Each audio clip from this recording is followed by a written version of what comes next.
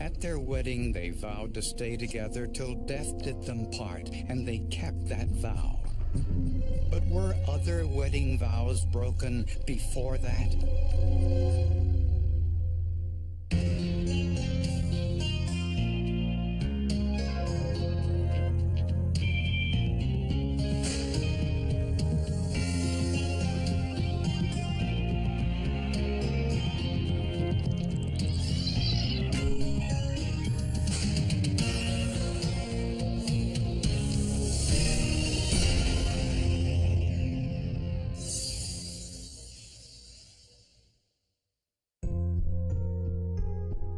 In some marriages, it's difficult to tell which partner is the most accomplished.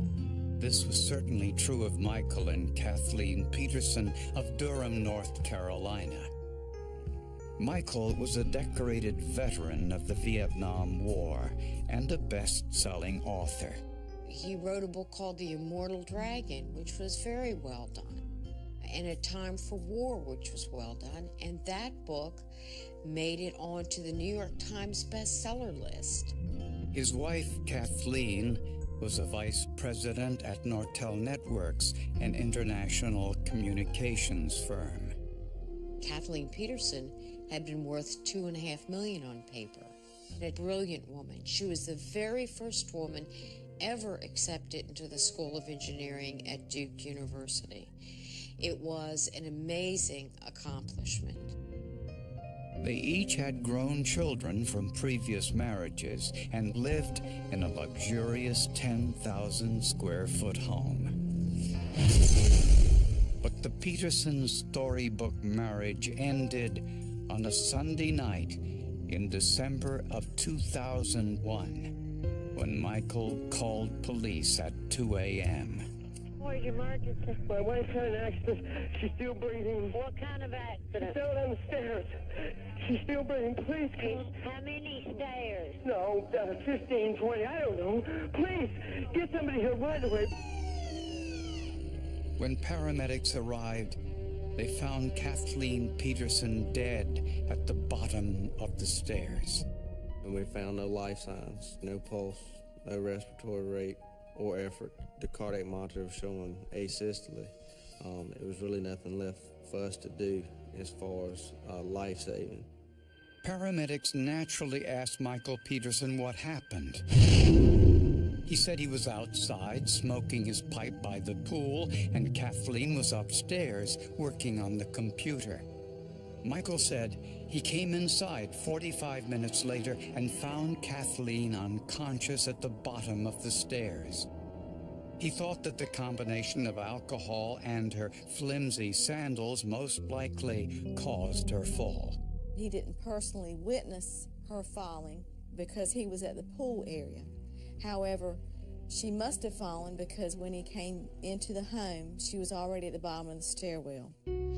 Toxicology tests revealed Kathleen's blood alcohol level was .07. It was below the legal limit. But she had been drinking, which adds to one's belief that the possibility of falling in such a manner exists. And the computer forensic expert confirmed that Kathleen had been on the computer earlier that evening, just as Michael said. The forensic guys were able to go into that hard drive and suck it right out of there, which made me realize nothing is ever gone in my computer. But police and forensic scientists were suspicious for a number of reasons. Deaths due to falls down the stairs are pretty uncommon, and I'd never seen a scene photograph from a fall down the stairs with that much blood.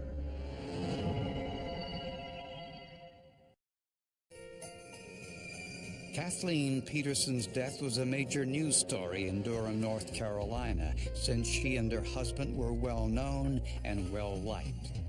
I think it's a big shock because people who live in peaceful areas tend to think it can't happen here. We are protected. This is a good neighborhood. Bad things don't happen. But unfortunately, bad things happen everywhere. Although her death appeared to be an accident, police kept all options open.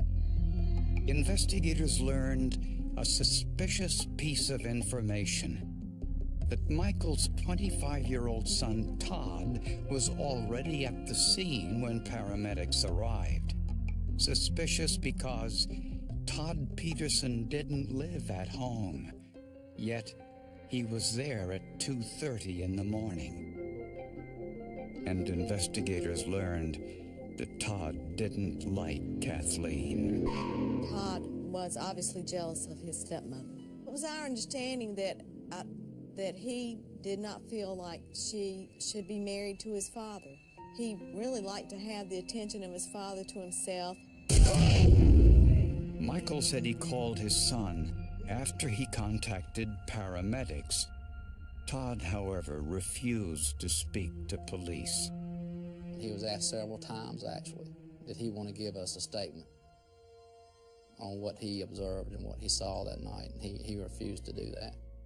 Todd acted more like a person who didn't want anybody to know anything, and Michael wasn't much better. Then investigators noticed several inconsistencies at the scene. Paramedics said that Kathleen's blood didn't look fresh when they arrived. It had started to congeal, like it had been there for some time. And the wall by the staircase looked like it had been washed with detergent. The smearing on the wall would suggest to even a layperson that it looked like somebody had tried to clean up some of the blood on the wall. Even more suspicious, on top of the washed area was blood spatter. Investigators noticed another clue. There was blood on the bottom of Kathleen's feet. It just tells you right there that at some point she had stood up, and that's how she got the blood on the bottom of her feet. Investigators found 2 large blood drops outside on the back patio, and a blood stain on the side door of the house. When I saw the blood drops and the blood on the door, of course you start getting red flags, and your antenna starts going up on, wondering, well, maybe this is not going to turn out the way it's called in as. Also, Michael Peterson's story was a little confusing. He said he was with Kathleen by the pool having a drink together around 1 a.m. He said Kathleen left to go upstairs to work on the computer while he stayed outside smoking his pipe for about 45 minutes. But this was December, and Michael was wearing nothing more than shorts and a t-shirt. So investigators brought in forensic meteorologist Bill Haggard. Using data from 5 weather reporting stations, Haggard determined that the outside temperature at the Petersons' home was between 51 and 55 degrees Fahrenheit, 12 degrees Celsius.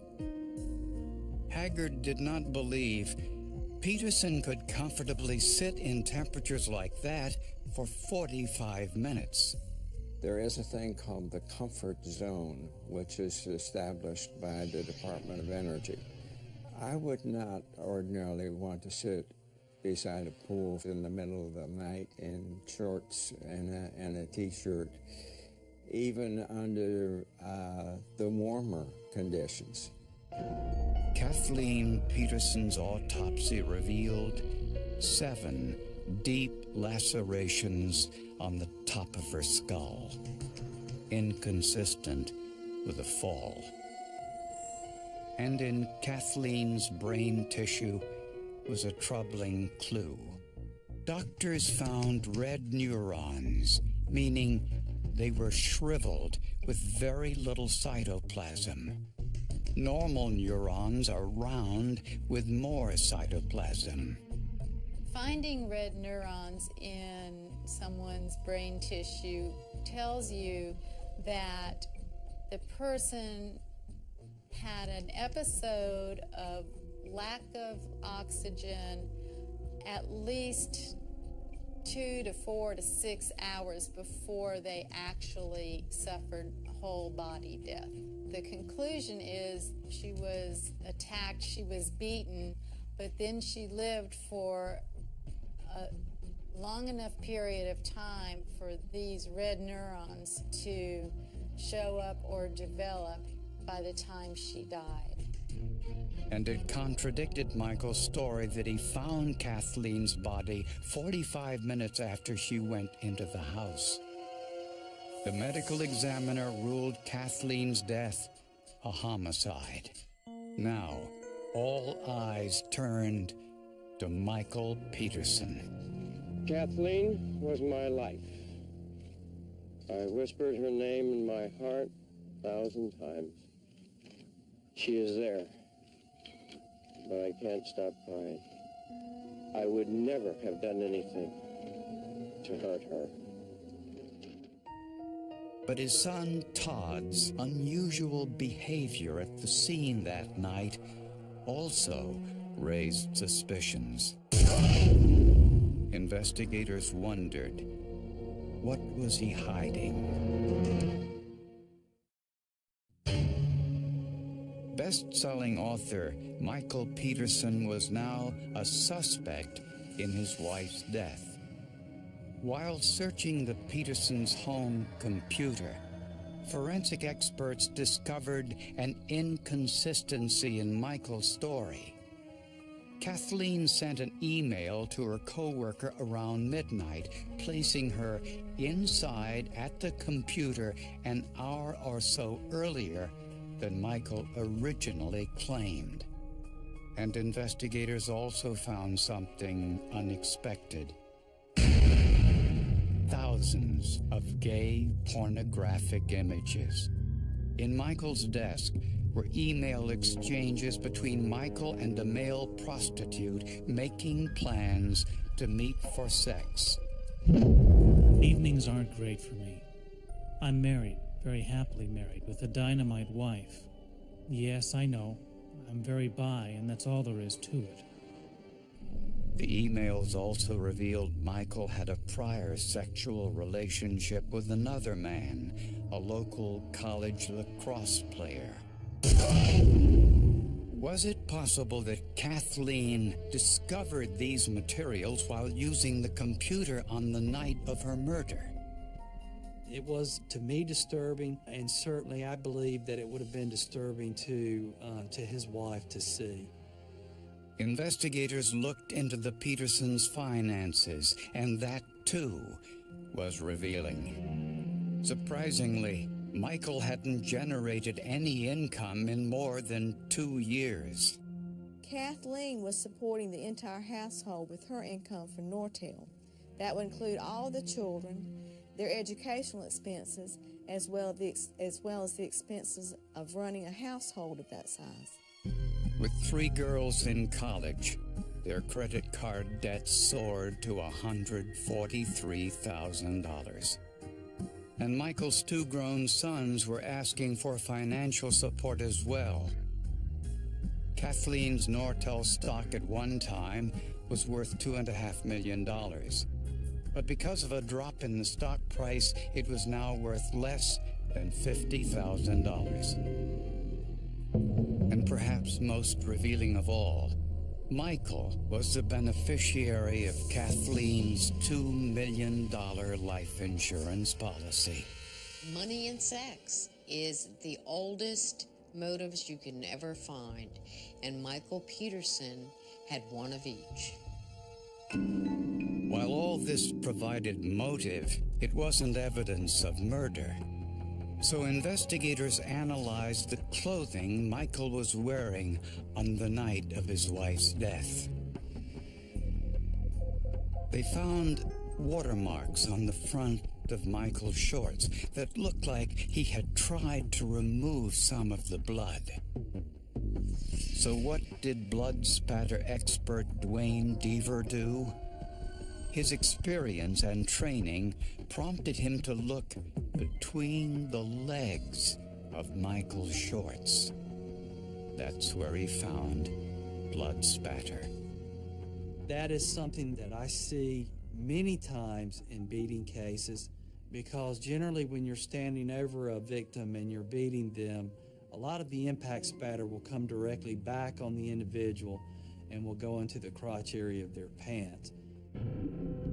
Using a blood-soaked sponge and dressed in similar clothing, Deaver attempted to simulate the position the killer would need to be in to create the same type of blood spatter. The test results matched Michael Peterson's shorts. The individual wearing those shorts had most likely been standing over someone as they beat them, allowing the blood to come up through the opening in the legs. Forensic experts say this couldn't have resulted from handling Kathleen's body after her death. And it was clear that the bloody shoe print found on the back of Kathleen's pants, matching Michael's shoes, was a result of the beating. The shoe track was another one of those aha moments. He had blood on the bottom of his feet, and he steps on the back of her while she's face down. It would seem for someone to do that to their spouse that they were probably in some type of a rage and could not control their behavior.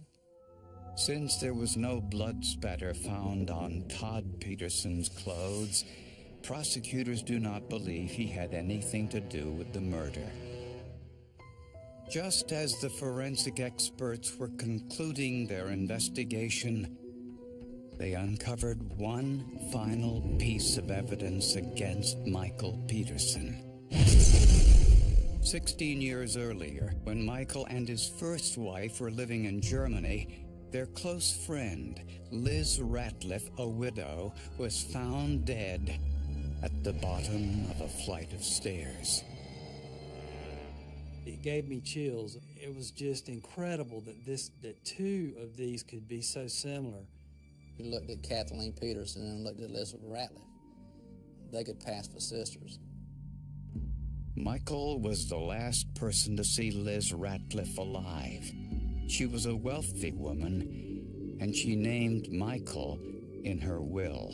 Ms. Ratliff left Michael Peterson in charge of her children, as well as in charge of all of her personal property in the event that she died, which of course did happen. Originally, her death was ruled an accident, but officials exhumed Liz Ratliff's body to conduct a new autopsy. Dr. Radish found lacerations on Mrs. Ratliff's head, 7 of them, just like Kathleen Peterson. Her death, it's not as a result of a fall down the stairs, and my conclusion and my opinion is that she was also beaten. Lightning doesn't strike in the same place twice. It just simply doesn't happen.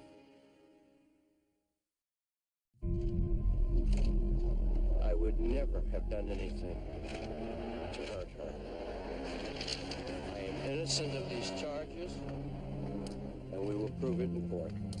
In the death of Kathleen Peterson, there was an enormous amount of forensic evidence, all pointing to Michael Peterson as the killer. The murder weapon was never found, but the lacerations on Kathleen's skull indicated it was narrow and slightly rounded.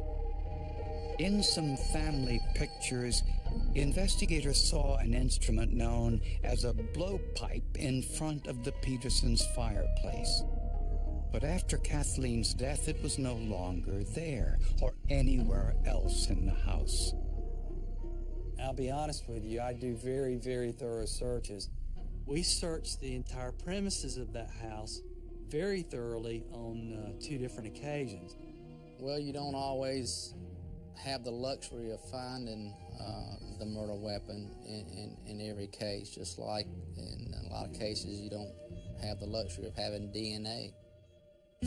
Prosecutors believe Kathleen's murder took place several hours before Michael called 911.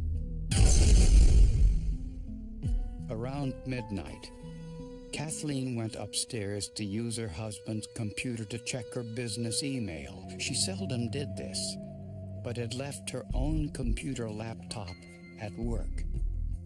And prosecutors think Kathleen found the emails in Michael's desk drawer detailing a homosexual tryst he had planned with a male prostitute. She also may have found the gay pornographic images. The evidence suggests Kathleen went downstairs and confronted Michael, the man she was supporting financially, and he exploded.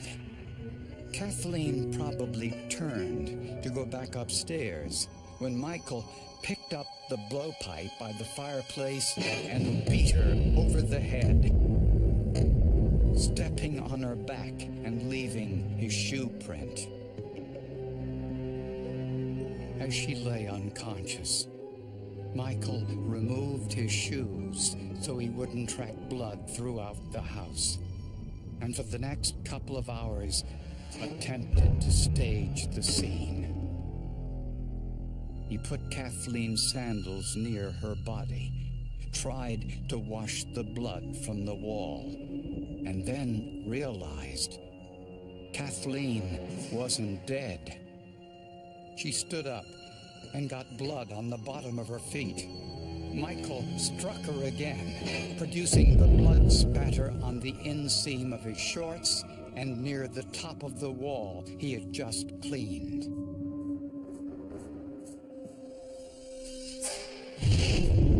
Her brain cells died from lack of oxygen long before she expired. Proof she lay bleeding on the floor for hours. Someone, no one knows who, took the blowpipe out the back door, dropping blood on the slate walkway. And Michael tried to remove some of the blood from his clothes before calling 911. He may not know what blood spatter is, but he knew that these little spots on the front of his pants were probably not good. And so he poured the water on there to get rid of these things, but yet he couldn't see what was in the crotch and on the back of his pants. I would never have done anything to hurt her.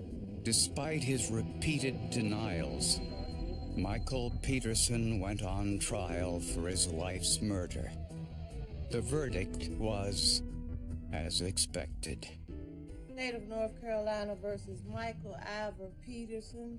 We, the 12 members of the jury, unanimously find the defendant to be guilty of first-degree murder. He felt like he could outsmart just about anybody. Maybe that had to do with his personality, maybe his chosen occupation. But he did try to outsmart people in Germany, and he tried to outsmart people here in Durham. He tried to outsmart the jury, actually, but it simply didn't work. Peterson was sentenced to life in prison. Prosecutors say he'd gotten away with murder 16 years earlier in Germany, but better scientific analysis prevented him from getting away with it a second time. I got the right person. I'm convinced that he killed his wife, and I'm convinced that he killed Elizabeth Ratliff. The forensics back that decision 100%. The forensic evidence in this case was written in Kathleen Peterson's blood. And the people that processed that scene did the job that needed to be done to put a guilty person behind bars.